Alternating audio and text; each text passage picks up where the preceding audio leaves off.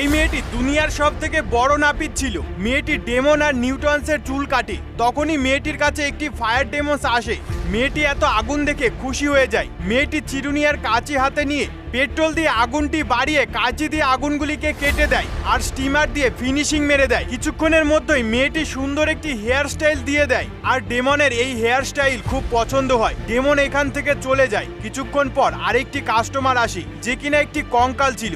মেয়েটি প্রথমে সিমেন্ট দিয়ে ফাটলগুলি বুঝিয়ে দেয় আর জাদুর একটি মন্ত্র পড়ে কঙ্কালের মাথা দিয়ে সবুজ কালারের আগুন বার করে দেয়। কঙ্কালের এই হেয়ার স্টাইল খুবই পছন্দ হয়, কিন্তু মেয়েটি একটু আরাম করতে চাইছিল। তখনই আরেকটি মেয়ে আসে যার চুল ড্রাগনের মতো ছিল। মেয়েটি এরও কাটিং করে দেয়। মেয়েটি যাওয়ার পরে আরেকটি জেল মনস্টার আসে, সেও খুশি হয়ে চলে যায়। মেয়েটির দোকান ফেমাস হয়ে গেছিল, কিন্তু মেয়েটি আরাম করতে পারে না। তখনই একটি টাকলু বুড়ো কাটিং করাতে আসে, ফলে মেয়েটি রেগে তার মুখের ওপরেই দোকান বন্ধ করে দেয়। একটি লাইক করে দাও।